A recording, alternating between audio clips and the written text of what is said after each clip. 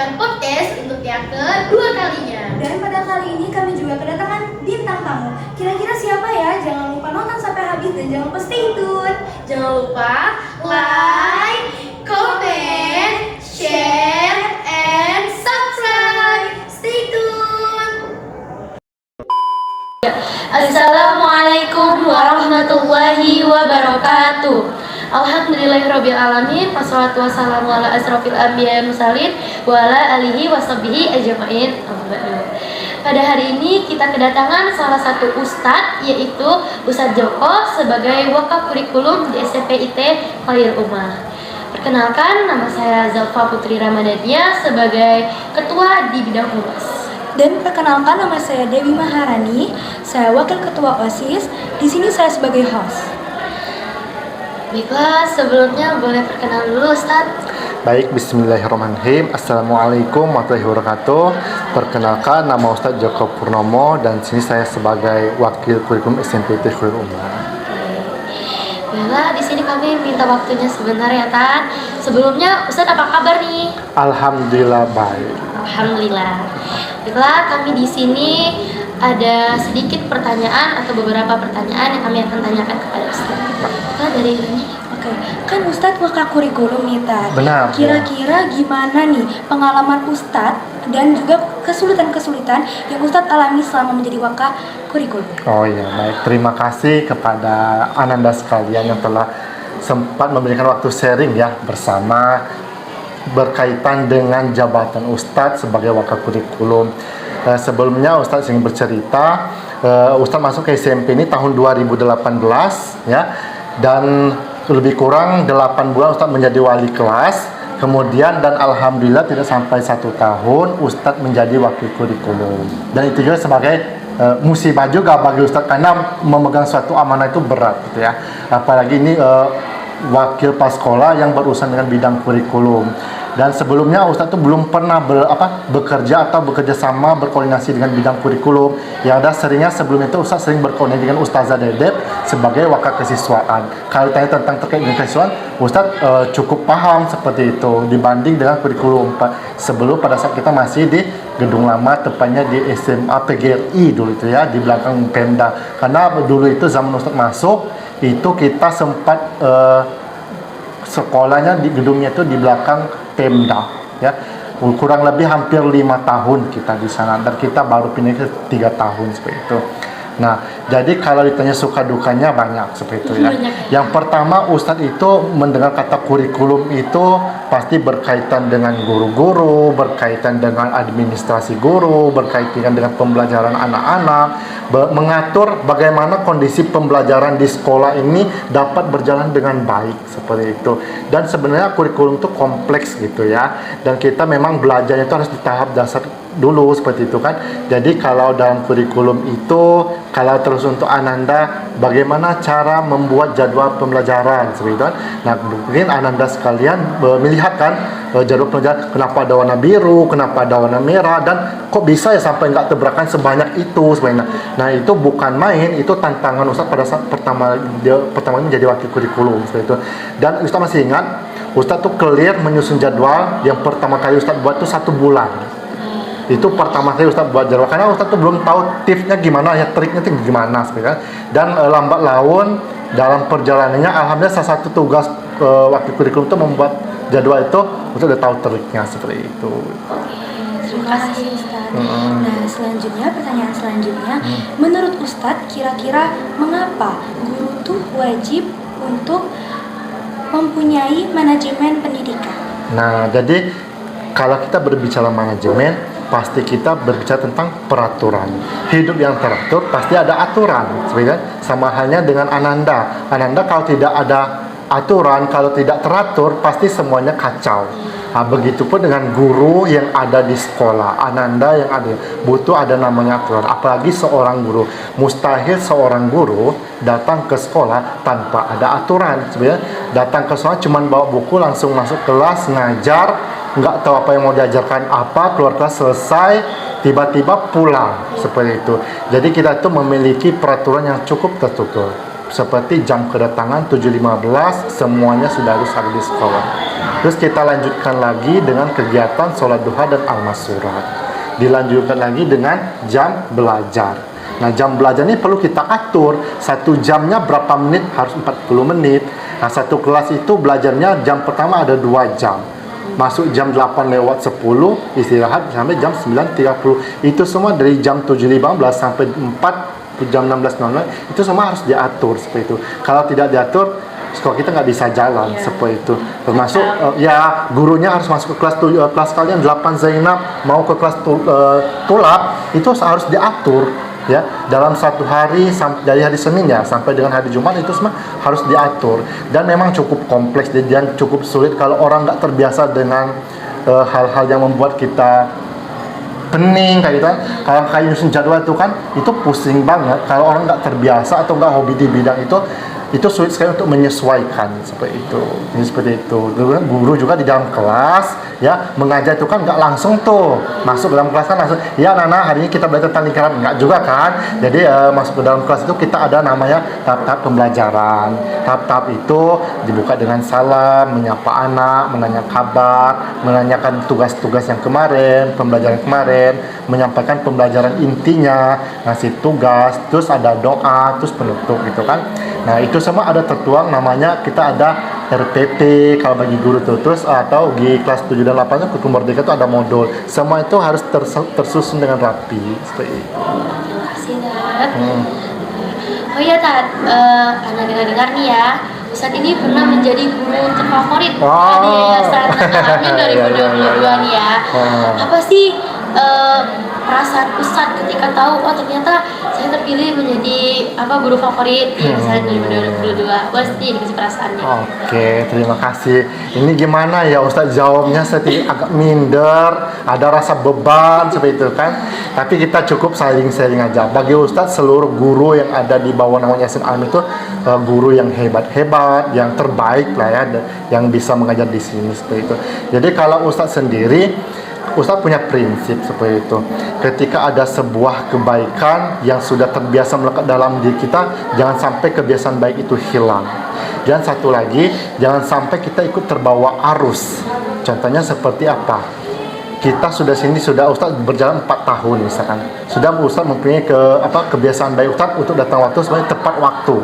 Tiba-tiba kita punya misalnya ada teman misalnya dalam kehidupan sehari kita dia terbiasa terlambat tapi kita ikutan juga terlambat. Ustadz nggak punya prinsip seperti itu dan alhamdulillah satu contoh saja yang Ustadz masih tahu kepada Anda sekalian itu Ustadz sekarang sudah pindah rumah kan di Kepahayang, otomatis jaraknya jadi lebih jauh dan alhamdulillah dengan jarak yang semakin jauh Ustadz punya target bagaimana caranya ke sekolah itu kalau bisa jam kedatangan Ustadz itu jam 7 bahkan jam 7 kurang. Jadi seperti itu. Jadi tantangan itu semakin besar tantangan, semakin harus kita cari triknya gimana cara kita bisa mengalami tantangan itu. Dan kalau tanya perasaan senang juga ada, perasaan beban juga ada kan, kalau boleh jujur kan. Kalau senang sih alhamdulillah ini kan yang memilihkan itu kan ustaz-ustazah yang lain ya, bukan kita pilih saya dong, saya nggak ada penyampaian di sini. Yang dinilai itu kan dari kinerja guru-gurunya ya kan. Kemudian dari kedisiplinan seperti itu kan ada banyak indikator yang lain untuk menjadi guru terfavorit dan terfavorit atau tidaknya itu kemarin itu yang menilai itu orang lain. Ustaz ini nggak tahu kenapa sih bisa ustaz yang terpilih seperti itu kan. Mungkin penilaian orang lain ya ini cocok jadi contoh bagi guru yang lain seperti itu kan. Mungkin bukan 1-2 sisi saja, mungkin banyak sisi yang lain. Tapi Ustadz sekali lagi tekankan bahwa guru-guru yang ada di sini, ustadz-ustazahnya itulah guru-guru yang terbaik. Kalau favorit itu masalah sejenis ya hiburan, pemberian penghargaan, biar lebih semangat. Iya, Oke, selanjutnya boleh nggak nih minta tips atau trik Ustadz gimana sih bisa jadi guru favorit gitu, apa sih tipsnya atau rahasianya, boleh tahu? Ya Ustadz kasih trik yang paling dasar dulu. Ini kan kalau kayak Ustadz ini kan jadi sudah masuk dunia kerja ya, beda dengan kalian itu kan masih menuntut belajar itu ilmu gitu kan. Kalau bedanya itu jelas ya kalau kalian pelajar dan Ustadz sebagai guru di sini. Nah, jadi trik yang pertama, kita harus menjaga integritas kita. Salah satunya apa? Kedisiplinan. Kedisiplinan itu apa? Datang ke sekolah tepat waktu. Jadi kita jangan tuntutan kerja saja seperti kalian, jangan hanya tuntutan sekolah saja, datang 7.15 tuh karena tuntutan sekolahnya 7.15, ya udah aku datangnya 7.15. Enggak juga seperti itu, karena kita itu harus ada punya personal branding. Itu bisa jadi nilai plus di mata orang lain. Kalau Ustadz tuh kalau dibilang 7.15, Ustadz nggak terbiasa datang 7.15, tapi kalau bisa 7.5, 7.00, bahkan jam 7 kurang. Karena dengan seperti itu Ustadz datang ke sekolah, kalau jam 7 atau jam 7.5, Ustadz masih bisa menggunakan 10 menitnya al-masurat dulu. Kalau Ustadz sholat duhanya terkadang itu Ustadz lihat jam pelajaran dulu. Kalau sholat duhanya, kalau jam pelajaran Ustadz padat, maka Ustadznya pagi. Tapi kalau ada jeda waktu di jam 10 itu, maka Ustadz sholat duhanya di jam 10. Karena Ustadz lebih mengejar keamalannya, ya. Kemudian yang kedua, kita itu harus punya prinsip, kita jangan ikut arus seperti itu kan. Terkadang tuh ada gini loh, kita boleh cerita sih kayak, anggapnya ini sharing gitu ya. Jadi kita punya teman tuh, misalnya teman kita, teman akrab seperti itu kan, teman satu sepermainan kan. Jadi dia ini, teman kita ini, dia bawaannya itu mager, atau dia tuh kayak kadang rajin, kadang enggak. Terus kita ikut-ikutan yang seperti itu. Ustadz paling nggak suka yang seperti itu. Jadi kita tuh kalau memang menampakkan bahwa kita sudah misalnya rajin membaca buku saja lah contohnya, kita harus tanamkan itu. Jangan hari ini membaca, besok enggak, ini membaca, besok enggak. Kalau memang rajin membaca buku, kalau memang sudah kebiasaan, sudah niat dan hati, lanjutkan setiap hari. Meskipun 10 menit, 20 menit kita membaca buku, lanjutkan kebiasaan baik. Karena mengapa? Ustadz tuh sering-sering ya dengan teman-teman Ustadz yang kuliah di luar negeri, itu mereka itu kayak di Cina. Itu ada teman Ustadz tuh yang udah S2 tuh di Cina itu kan, seperti itu kan, kawan satu pengajian dulu. Jadi kebiasaan orang luar itu, kalau seperti negara-negara maju itu, memang ada satu kebiasaan baik yang setiap hari mereka lakukan. Contohnya mereka itu dalam pulang dari sekolah, katakan sudah istirahat tuh, mereka ada namanya membersihkan rumah. Membersihkan rumah itu sampai 15 menit misalkan. Nah, 15 menit itu mereka lakukan setiap hari, tanpa misalnya hari ini bersih, hari ini enggak. Mereka tuh pokoknya ada 15 menit itu dijatahkan untuk membersihkan rumah, atau sedang membersihkan WC, atau membaca buku, dan itu dilakukan setiap hari. Dan Ustadz ingin prinsip yang seperti itu, seperti di negara-negara maju lah. Kalau Ustadz bandingkan, terutama diri Ustadz ya, dengan teman-teman yang sudah ya berkiprah di luar negeri, yang sudah sukses sekarang notabene ya, memang iri sih pasti ada ya, tapi mereka bisa seperti itu. Dan Ustadz melihat contoh baiknya, mereka tuh membaca buku tuh sampai 4-5 buku loh dalam 6 bulan seperti. Dan bukunya bukan buku ya yang standar-standar, bukan buku kaleng-kaleng ya, no kaleng-kaleng, bukunya yang berkualitas. Dan Ustadz tuh terpacu, sekarang tuh Ustadz sudah menghabiskan 2 buku untuk menghabis bayang. Karena kita gini loh, kita lihat saja misalnya negara-negara maju yang notabene-nya non-muslim, ya kan, seperti itu kan. Mereka tuh banyak kebiasaan baik mereka yang sudah melakukan, padahal itu sudah ada di dalam Islam. Kenapa kita enggak, gitu kan? Kita sudah muslim, kenapa kita enggak bisa melakukan hal-hal yang sedemikian? Rajin belajar, menghargai waktu. Kalau orang non-muslim itu kan, waktu itu adalah uang. Islam lebih ekstrem lagi, waktu adalah pedang. Kalau kita enggak mau waktu, maka pedang itu akan menghunus kita. Jadi lebih ekstrem. Jadi bagaimana cara kita menjadi pribadi muslim itu yang unggul kayak itu. Nah, maka kita harus perbaiki. Ingat, belajar tidak ada kata terlambat dari Ustadz seperti itu. Nah, kemudian yang ketiga, kita itu harus mengisi waktu kita, waktu luang kita itu harus dengan hal-hal yang positif. Jadi satu pesan Ustadz, jangan banyak menggunakan waktu luang itu untuk hal-hal yang tidak penting. Gadget ya. Boleh nggak kita pakai gadget? Boleh, tapi ada batas waktunya. Dan satu lagi, pemanfaatan gadgetnya harus yang benar-benar bermanfaat. Kalau kita cuma nonton TikTok terus, lihat dulu dong kontennya apa. Kalau cuma sekedar konten untuk menghilangkan stres, udah pikir 30 menit cukup ya untuk melihat hiburan-hiburan. Tapi coba lihat konten-konten, atau di IG, misalkan di IG itu harus ikut misalnya para tokoh-tokoh yang berpengaruh, misalkan tokoh-tokoh pelajar, sebenarnya boleh kita ikuti, kayak Pak Yohanes Surya, siapa lagi kan tokoh-tokoh muslim yang bisa kita ikuti ya. Itu bisa jadi membuat isi medsos kita itu lebih berisi, lebih berguna, lebih bermakna. ketimbang ya kita follow akun yang ya nilai jual atau apa isi konten itu benar-benar nggak bermanfaat. Makanya kalau Ustadz tuh kalau buka sosmed, baik di Facebook, baik di gitu, Ustadz lebih suka lihat tuh yang menambah ilmu pengetahuan sih. Kalau tanya ada nggak lu buka konten yang lagu-lagu, ada sih tapi nggak terlalu banyak kalau Ustadz. Dan bisa dicek di Instagram siapa yang Ustadz follow seperti itu. Terima kasih Ustadz ya. Mungkin ada satu pertanyaan lagi ya terpampaikan ya. Apa sih pesan dan kesan Ustadz selama mengajar di SMP ITB Barokah? Tentunya kalau ditanya di latar belakang pendidikan Ustadz bukan seorang guru, karena Ustadz jurusan Ustadz murni ya, jadi matematikanya murni, bukan matematika untuk guru. Tapi satu prinsip Ustadz, ketika disuruh yang bukan latar belakang Ustadz, yang bukan bidang Ustadz akan pelajari sampai Ustadz bisa ya, jadi harus seperti itu. Kalau ditanya aku bukan seorang guru, terus kita nggak mau belajar, ya udah kita cari kerjaan lain. Sementara posisinya sekarang kan Ustadz kan sudah ada di SMP ITB Rumah, tuntutannya harus menjadi seorang guru. Ya kita harus belajar dan belajar ya. Termasuk kayak kurikulum Merdeka ini kan, Ustadz harus banyak-banyak belajar seperti itu. Gimana sih realisasi kurikulum Merdeka ini yang sebenarnya seperti itu kan. Jadi bagi Ustadz tuh ketika ada satu bidang atau sesuatu hal yang Ustadz belum pahami, pasti Ustadz pelajari dulu. Masalah sulit atau tidaknya nanti pasti bisa kita hadapi seperti itu. Jangan pernah takut seperti itu pesan Ustadz ya, itu. Cukup ya tadi ya. Di sini kami banyak terima kasih kepada Ustadz telah meluangkan waktu untuk mengikuti podcast OSIS pada hari ini. Mungkin boleh kami minta pesan mungkin pesan untuk kedepannya OSIS itu bagaimana gitu. Oke ya, untuk OSIS ya pesan saya tetap semangat dan terus belajar, terus maju, jangan pernah takut seperti itu.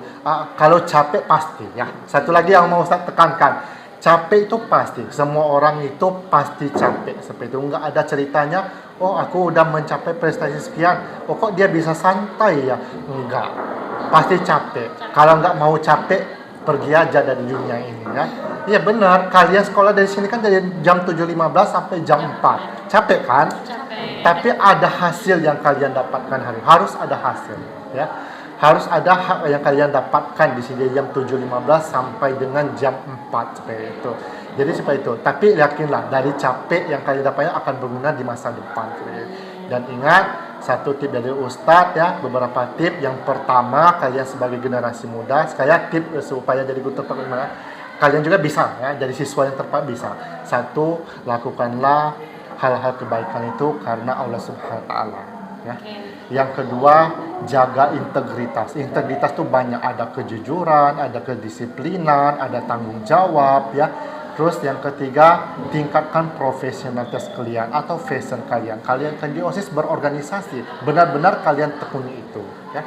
Terus yang keempat ya, jangan mudah terpengaruh. Terpengaruh akan hal-hal buruk ya yang harus kalian tekankan.